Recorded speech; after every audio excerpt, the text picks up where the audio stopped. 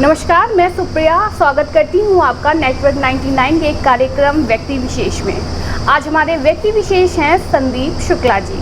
संदीप जी बहुत ही कम आयु में व्यापारी बने, फिर व्यापार मंडल अध्यक्ष भी बन गए और इतना ही नहीं, संदीप जी राजा भैया के जनसत्ता दल के जिला उपाध्यक्ष भी हैं। संदीप जी जगदीशपुर के भाजपा विधायक सुरेश पासी जी के करीबी माने जाते हैं। व्यापारी भी, नेता भी ऐसा जिसकी दूसरी पार्टी वालों से अच्छे संबंध हैं। नमस्कार संदीप जी, आपका स्वागत है हमारे चैनल नेटवर्क 99 में। बहुत बहुत धन्यवाद नेटवर्क 99 में मुझे बुलाने के लिए। मैं इसलिए आपका आभार व्यक्त करता हूँ। तो संदीप जी, आपका सबसे पहला सवाल ये है कि आप अपने सफ़र के बारे में बताइए। एक साधारण परिवार से निकलकर आप इतने बड़े व्यापारी और नेता बने, कैसे संभव हुआ ये? मैं एक साधारण परिवार से बिलोंग करता हूँ। शिक्षा समाप्त करने के बाद उसके बाद मेरे दिमाग में लोग नौकरी की तरफ मुझे प्रेरित करते, लेकिन नौकरी मेरे दिमाग में नहीं चल रहा था। शुरू से व्यापार की तरफ मेरा मन था, लेकिन इतनी पूंजी ना होने के कारण शुरुआती दौर मैंने 4 से 6 साल लगभग प्राइवेट जॉब भी किया। उसके बाद 2008 से मैंने अपने व्यापार का सफ़र ट्रांसपोर्ट से शुरू किया। पब्लिक और दोस्तों, माता पिता के आशीर्वाद से इतना सहयोग मिला कि उसके बाद मैं व्यापार में निरंतर प्रगति करता गया। और जनता का मैं बहुत बहुत आभार व्यक्त करना चाहता हूँ। जनता ने मेरा पूरा सहयोग किया और दोस्तों ने भी पूरा सहयोग किया, जिससे आज मैं इस मुकाम तक पहुंचा हूं। और पुनः मैं एक बार अपने सहयोगियों का, अपने दोस्तों का आभार व्यक्त करता हूं। संदीप जी, आप हमें बताइए कि राजनीति में कैसे आना हुआ? राजनीति हमारा एक शुरू से ही एक सपना था। जब मैं 7 या 8 साल एक प्राइवेट कंपनी में काम करता था, तो वहाँ मेरी मुलाकात एक बड़े नेता से हुई, जो हमारे क्षेत्र के बड़े ही उद्योगपति और काबिल नेता हैं, जितेंद्र विजय सिंह मुन्ना भैया। तो उन्हीं के साथ मैं अक्सर राजनीतिक दलों के यहाँ पार्टियों में, रैलियों में जाता रहता था। तो देखता था कि लोग उनसे हर काम के लिए अपने पास बुलाते थे, ये है वो ऐसा है, लोगों की सहायता भी करते थे। तो उसी से हमारे दिमाग में बात आई कि मुझे भी नेता बनना है, जिससे मैं लोगों की सेवा कर सकूं। तभी से मैं राजनीति का कीड़ा समझे पैदा हुआ है। इस समय किसी भी व्यापारी से बात करो तो सभी लोग 2 बड़ी समस्याएं बताते हैं। मार्केट में मंदी है और जीएसटी विभाग से बहुत परेशानी हो रही है। इस बारे में आपका व्यापार मंडल क्या कर रहा है, क्या कहेंगे इस पर आप? व्यापार मंडल अपने व्यापारियों के साथ जितनी भी मेहनत और जितनी भी व्यवस्था के साथ काम कर सकता है उतना कर रहा है।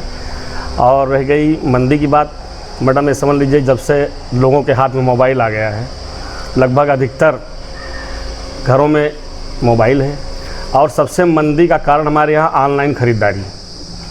घरों से लोग निकल कर बाहर नहीं आ पा रहे हैं, घर से अपना मोबाइल के ज़रिए ऑनलाइन परचेज कर ले रहे हैं, इसलिए दुकानों पर भीड़ नज़र नहीं आ रही है। यही हमारे यहाँ मंदी का कारण है। उसके बाद कोरोना काल के बाद भी लोगों के पास काफ़ी दिक्कतें आई हैं। धीरे धीरे सुधरते हुए अब व्यापार फिर से चलने लगा है। 3-4 साल तो काफ़ी व्यापार में मंदी आ गई थी और ऑनलाइन ख़रीदारी बहुत ही गड़बड़। मैं आपके नेटवर्क के माध्यम से लोगों को ये बताना चाहूँगा कि आप घरों से निकल कर दुकानों तक पहुँचें।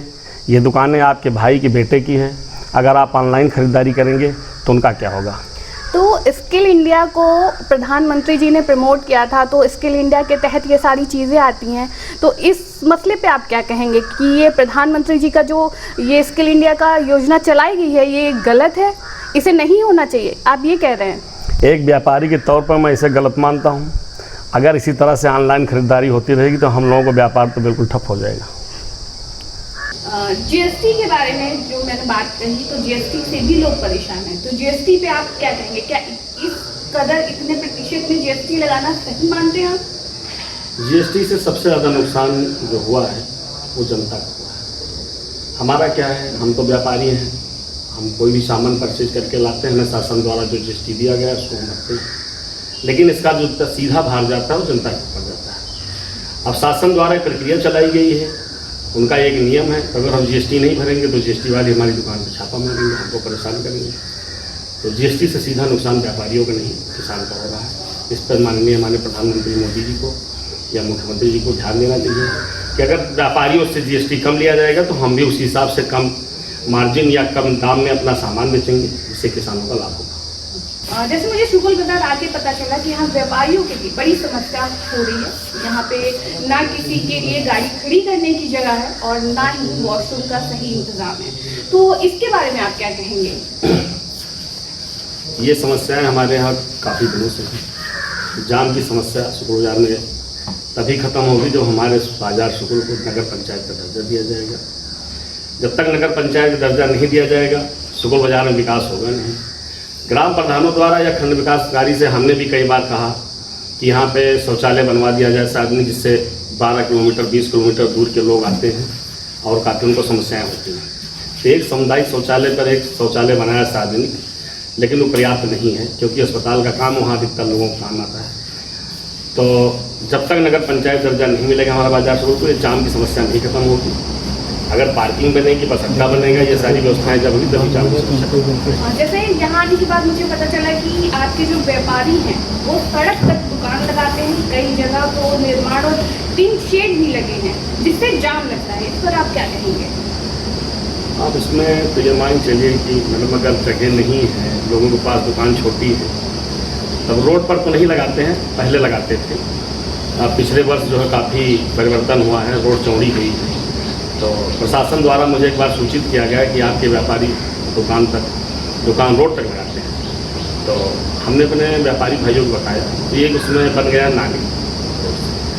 तो नाली के उस पार वो दुकान लगाते हैं, नाली के बीच से और रोड के बीच में जगह आप खाली रहती है। अब फिलहाल उनकी दुकानें रोड तक नहीं आती, नाली तक सीधी। अंत में हम एक रैपिड फायर करेंगे, आपको बिना सोचे समझे बस जवाब देना होगा, ठीक है? बहुत शॉर्ट से क्वेश्चन होंगे जिसका आप एक शब्द में भी जवाब दे सकते हैं और आपको जैसे ठीक लगे, ठीक है? तो आप रेडी हैं? ठीक है। आपकी फेवरेट फिल्म? मेरी फेवरेट फिल्म तो मान चुनिए Sholay. Favourite hero? Sunny Deol. Favourite heroine? कोई। Favourite song? कुछ नहीं। Favourite food? सबसे ज़्यादा पसंद हमें पनीर है। पनीर ज़्यादा पसंद करता हूँ। Favourite politician? अभी तो फिलहाल राजनेता हूँ मैं, नरेंद्र मोदी से अच्छा कोई नेता नहीं लगा। और हमारे उत्तर प्रदेश माना जाए तो माननीय योगी आदित्यनाथ कार्यप्रणाली नेता है, तो सबसे ज़्यादा पसंद है। कोई ऐसा फेवरेट प्लेस बताइए जहाँ आपको छुट्टी मिलने पर आप समय बिताना चाहेंगे? मेरे लिए सबसे फेवरेट प्लेस या हमारी समझी ज़िंदगी सबसे सोच जो है वो तो जम्मू कटरा। मैं हमेशा जब भी छुट्टी पाता हूँ माता जी के दर्शन करने, माता की दरबार चाहता हूँ। हमारे चैनल से आप अपने मध्यम व्यापारियों को कोई संदेश देना चाहेंगे? मैं नेटवर्क 99 के माध्यम से अपने व्यापारियों को ये संदेश देना चाहता हूँ कि आप लोग अधिक से अधिक व्यापार नहीं करें और व्यापारी में सबसे बड़ी चीज़ होती है उधारी कम करके नगद व्यवसाय करें। थोड़ा व्यापार होगा लेकिन नगद का होगा, इससे हम लोगों का आगे व्यापार चलता रहेगा, क्योंकि आज ट्रेन में उधारी वसूलना, उधारी मांगना सबसे कठिन है। उपाध्यक्ष आप राजा भैया की पार्टी में हैं, मगर मधुर संबंध आपके भाजपा विधायक से, ये कैसी राजनीति है? आज के युग की यही तो राजनीति है। हम देखते हैं कि बड़े मंच पर बड़े नेता बैठते हैं, चाहे कोई कार्यक्रम हो, कोई चीज़ हो, तो सदन में हमारे मुख्यमंत्री और हमारे पूर्व मुख्यमंत्री आपस में बात करते हैं। अब जो कोई कार्यक्रम होता है वहाँ बैठ के दूसरे के साथ चाय पीते हैं। वैसा हमें समझ लीजिए हम जिला उपाध्यक्ष जनसत्ता दल के हैं, जनसत्ता दल के ही बताए निर्देशों पर काम करते हैं, उनकी पार्टी के लिए समर्पित है। और भाजपा नेता सुरेश पासी जो मेरे मधुर संबंध है, हमारे विधायक हैं, हमारे क्षेत्र के नेता हैं, जनता से जुड़ी हुई थी।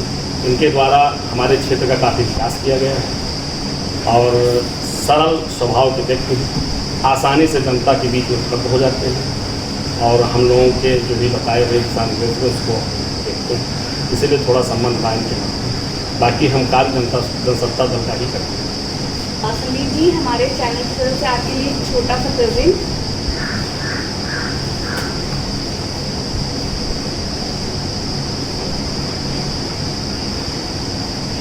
थैंक यू संदीप जी, आप हमारे चैनल पर है, आपने अपना कीमती वक्त हमें दिया, इसके लिए बहुत बहुत शुक्रिया। बहुत बहुत धन्यवाद नेटवर्क 99 मुझे बुलाने के लिए। मैं आपका और आपके चैनल का बहुत बहुत आभार हूँ।